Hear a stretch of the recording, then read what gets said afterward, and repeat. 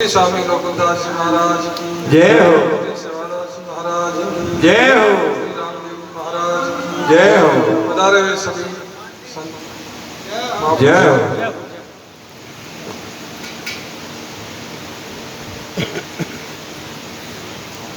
बड़ा हर्ष का विषय है कि हर वर्ष की भांति इस वर्ष भी गुरु पूर्णिमा के उपलक्ष्य पर श्री गोपीराम जी महाराज द्वारा ये आयोजन किया जाता रहा है और अनवरत ये कार्यक्रम इस उपलक्ष्य में किया जाता है। इस कार्यक्रम के उपलक्ष्य में आपने एक ग्रंथ की रचना भी की है ज्ञान के नाम से और उसका अनावरण विमोचन भी आपके सामने भी किया गया है। तो ग्रंथों की रचना जो है हमारे महर्षियों ने ऋषि महर्षियों ने अनादिकाल से ही काफी ग्रंथों की रचना की है, करते आए हैं। सारे ग्रंथ वेद पुराण उपनिषद दर्शन शास्त्र वगैरह और भी कई ग्रंथों की रचना हमारे महर्षियों ने अपनी अपनी भाषा में की है। हमारे सारे ग्रंथ संस्कृत में लिखे गए हैं। जो ओरिजिनल जो ग्रंथ है वो सारे ही संस्कृत में लिखे हुए हैं, क्योंकि ये देव भाषा है। तो उस समय संस्कृत ही में ही सारे ग्रंथों की रचना हुआ करती थी, जो बड़े गूढ़ भाषा में है। वेदों की भाषा भी बड़ी गूढ़ है, वेद वेदांतों की भाषा भी बड़ी गूढ़ है। आम आदमी समझ नहीं पाता। आम आदमी उसको पढ़ लेवे तो उसकी व्याख्या या उसका अर्थ नहीं समझ पाता। तो धीरे धीरे उन्हीं ग्रंथों को हमारे उनके बाद में जितने भी संत महापुरुष हुए हैं उन्होंने अपने विवेक से उनको सरल भाषा में उनकी व्याख्या की। अपने अपने बुद्धि के अनुसार जो जिसका समझ में बैठा उन्होंने अपनी जो है उसको सरल से सरलतम भाषा में रचना की है। जैसे गीता है, गीता कई प्रकार की है। गीता तो वही है, भगवान कृष्ण ने जो अर्जुन को सुनाई वही गीता है, लेकिन वो उसका गुणार्थ है। तो महापुरुषों ने जो है उसको अपने अपने विवेक के अनुसार सरल भाषा में उनका विवेचन किया और अपने सामने रखा। इसी प्रकार दूसरे ग्रंथों को भी जो है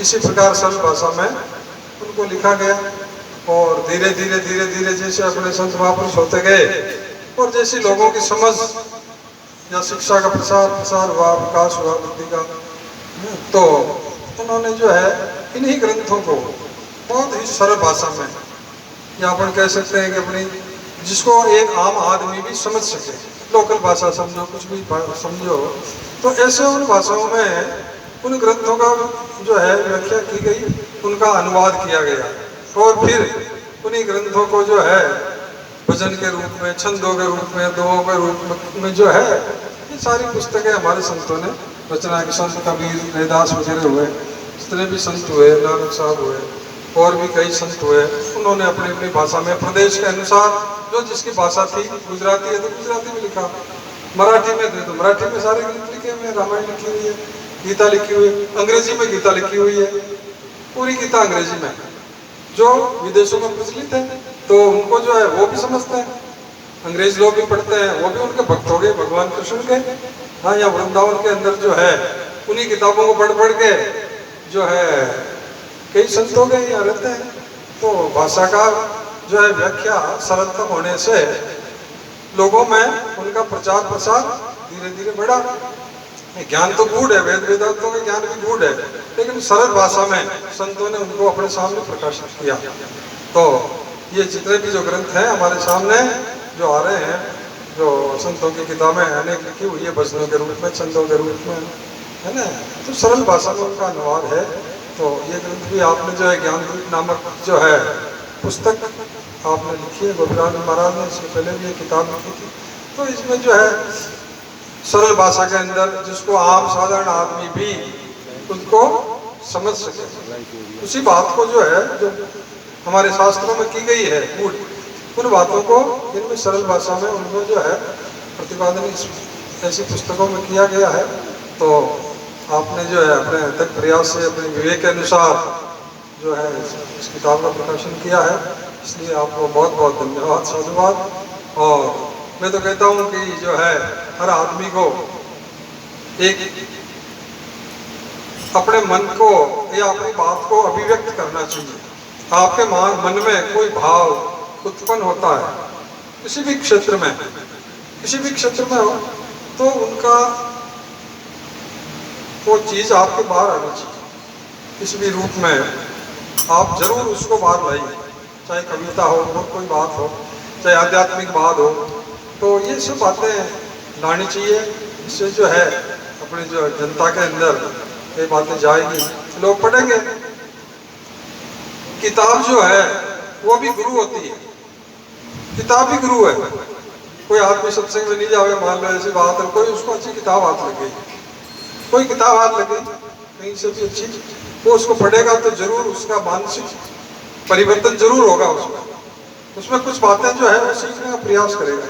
उनकी गलती जो है, अपन जो गलती करते हैं या उसकी जो गलती है, तो वो उसमें सुधारने का प्रयास करता है। सत्य बात उनके सामने आती है क्या कि भाई ये बात सही है, ये गलत है। वास्तव में अपने को ऐसा करना चाहिए, ऐसा चलना चाहिए, ऐसा अनुसरण करना चाहिए, ऐसी बातें संतों का समागम करना चाहिए, अच्छे ग्रंथों को पढ़ना चाहिए। तो ये बातें जो है ग्रंथ पढ़ने से, किताब पढ़ने से सामने आती हैं। तो ग्रंथ भी गुरु है, और गुरु महाराज के शरण में जाके पढ़े तो फिर बात ही और ही होती है ना। तो उसमें समझने में उसमें बड़ी आसानी होती है। तो पहले तो इस बात का जो है मैं आपको बहुत साधुवाद और धन्यवाद देता हूँ कि आपने इस ग्रंथ की रचना करी, इसका विमोचन हुआ। और दूसरी बात सत्संग की बात है, सत्संग की बात है। सत्संग जो है अपनी ये सारा जो सुधार जो होता है मनुष्य मानव जन्म का, मानव जीवन का जो सुधार की बातें हैं, वो सारी सत्संग के माध्यम से होती है, गुरु के माध्यम से होती है।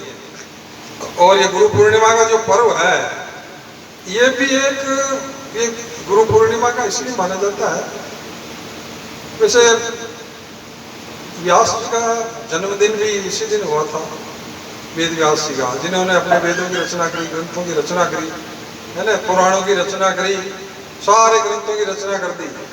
फिर भी उनको संतुष्टि नहीं हुई। नारद जी प्रकट हुए, नारद जी से उनकी वार्ता हुई, तो फिर उन्होंने भागवत की रचना करी, जो अपने सामने आजकल भागवत की पारायण होता है। तो उन्होंने भागवत की रचना भी आपने इसमें करी थी। सुखदेव मुनि ने फिर परीक्षित को सुनाई थी हरिद्वार के अंदर, और वह भक्ति का प्राकट्य हुआ था।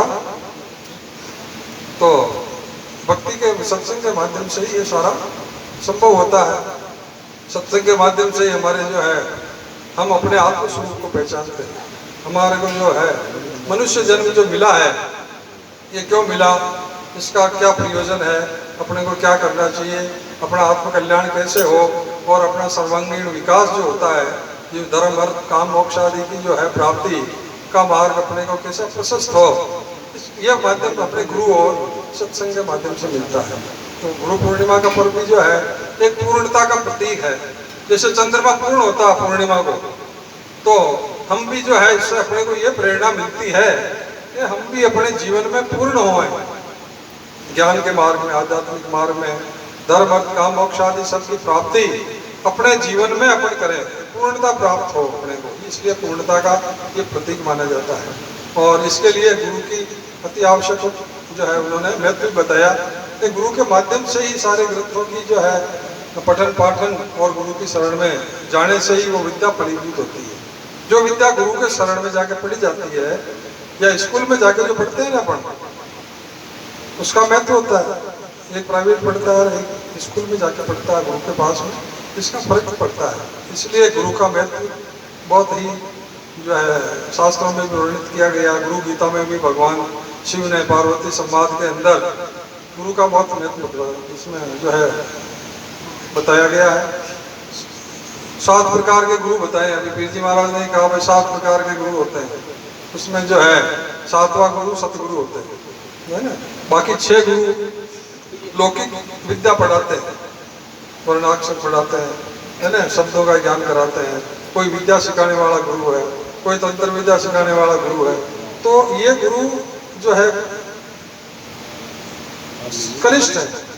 श्रेष्ठ गुरु होता है सतगुरु। सतगुरु जो श्रेष्ठ गुरु होता है, और सतगुरु या गुरु वही है सफल, जो अपने शिष्य को संसार के सारे भयों से मुक्त कर देता है। किसी प्रकार का उसको भय नहीं हो, वो सब भयों से मुक्त करके उसको अपना आत्म स्वरूप का बोध करा के उसको जीवन से मुक्त कर देता है, वो सतगुरु कहते हैं। और ये होता है परम गुरु, सतगुरु भी कह सकते हैं, परम गुरु भी कह सकते हैं। करुणाकंकपाते पाशाष्टम शिशो संविज्ञा जन्म संके से गुरु परमोमते, जो शिष्यों के 8 पाशों का निराकरण कर देता है। 8 पाश, दया, संकोच, भय, निंदा, प्रतिष्ठा और गुणाभिमान, 8 पाश में जो है शिष्य जो है मनुष्य बंधा हुआ है, इन 8 पाशों को जो है जो नष्ट कर देवे, वो सतगुरु है। गुरु को भी कई लक्षण बताए हैं, गुरु को भी कई लक्षण है जो है। गुरु भी सोच समझ के, और अधिकार है कि शिष्य को गुरु भी सोच समझ के करना चाहिए, और गुरु को भी चाहिए कि शिष्य भी उसकी भी परीक्षा ले। शिष्य को भी सोच समझ के करना चाहिए, गुरु को भी अधिकार है कि अपने गुरु का भी परीक्षा ले। विवेकानंद जी ने जो है रामकृष्ण परमहंस को एकदम गुरु नहीं बनाया था, खूब परीक्षा लेंगे। पहले तो वो यही समझते थे कि यार ये आदमी है, लेकिन जब उन्होंने परीक्षा के लिए पूर्ण ब्रह्मनिष्ठ संत है, उन्होंने परीक्षा ली, उसके बाद उन्होंने उनकी शरणागति ली और वो सक्सेस हुए, सफल हुए। आज विवेकानंद जी का जो है चारों संसार के अंदर उनका नाम है। तो उन्होंने सोच समझ के शोधन किया, आत्मशोधन किया और पूर्ण परीक्षा करके और उन्होंने गुरु धारण किया तो सक्सेस हुए। तो अपने को भी जो है शिष्य की भी परीक्षा लेनी चाहिए, गुरु की भी परीक्षा लेने का पूर्ण अधिकार होता है। तो गुरु अपन जो है सत्संग के माध्यम से जाए, सत्संग में अपने को जो है अच्छी बातें मिलती है ना, आत्मज्ञान की बातें मिलती है, मनुष्य जीवन को सुधारने की बातें मिलती है, और गुरु धारण करने का महत्व, गुरु का महत्व भी जो है सत्संग के माध्यम से ही मिलता है। इसलिए सत्संग अत्यंत आवश्यक है, सत्संग स्वर्ग है, सत्संग स्कूल है जो मनुष्य को मनुष्य बनाती है, आदमी को आदमी बनाती है, उसका जो है धर्म सिखाती है, उसका सर्वांगीण विकास हर तरह का लौकिक पारलौकिक जो उसका कल्याण होता है वो सत्संग और गुरु के माध्यम से ही होता है। इसलिए सत्संग जो है अत्यंत आवश्यक है। और इसलिए इस माध्यम से आपने जो है आज का दिन बड़ा मंगलकारी है कि अपने को जो है सत्संग इस बहाने जो है सत्संग मिली। और मैं तो ये कहता हूँ कि जो सत्संग भी करते हैं, अपन ग्रंथ भी पढ़ते हैं, अपनी पूरी उम्र ही चली जाती है, फिर भी अपने में कमी रहती है, उस चीज़ों को जो है अपनी मुक्ति नहीं हो पाती है। क्यों नहीं होती है? उसका कारण है कि अपन जो है उन चीज़ों को धारण नहीं कर पाते हैं। मुक्त कब होता है आदमी? भाई मोक्ष कब होता है? संसार के बंधनों से मुक्त जब होगा कि उनके मोह का जो है क्षय हुए, संसार बंधन से वो छूट जाए, उसका मोह खत्म हो जाए या विरक्ति आ जाए। वैराग्य जब तक नहीं होता है तब तक कहते हैं कि ब्रह्म ज्ञान भी व्यर्थ है। रामायण में तो इतना कहा है कि ब्रह्म ज्ञानी को भी वैराग्य जरूरी है। बाद वसन बिन भूषण बारू, बाद ब्रह्म विचारो। जैसे कपड़े शरीर के ऊपर वस्त्र नहीं हो और बड़ा कीमती गहना पहना देवे करोड़ों रुपए के, तो शोभा होती है क्या? नहीं होती है ना। उस पर वस्त्र जरूरी है। बाद भूषण बारू, बाद ब्रह्म विचारो, है ना। तो बिना वैराग्य के मुक्ति भी संभव नहीं है। ब्रह्मज्ञानी को भी विरक्त होना पड़ता, वैराग होना पड़ता। बिना वैराग लिए जो है मुक्ति नहीं हो पाती। तो ये कई बातें ऐसी है जो प्रैक्टिकल करने की। अपन भले बातें करें, किताबें पढ़े, ग्रंथ भी पढ़े, लेकिन वो धारण नहीं हो पाता, प्रैक्टिकल नहीं करते अपन, है ना। अभ्यास करना चाहिए, निधि ध्यान करना चाहिए, जब अपने जीवन में उतारे, जब जाके अपने कुछ बातें हासिल होती है। करना चाहिए, ये मौका है मनुष्य जन्म का, 84 लाख योनि के बाद मिलता है, उसमें सबसे श्रेष्ठ योनि है तो अभी नहीं होगा तो कब होगा। इसलिए अपने को अच्छा मौका है, संतों की शरण में जाना चाहिए, सत्संग में जाना चाहिए और अपना आत्मकल्याण करना चाहिए। अब मैं आपका ज़्यादा समय नहीं लेकर, अभी हमारे काफ़ी संत शेष हैं, उनकी वाणी का भी जो है आस्वादन लेंगे, ज्ञान के जो है पारविंद से उनका अपने अपने अनुभव और प्राप्त कराए। बोल सदगुरु भगवान की जय हो।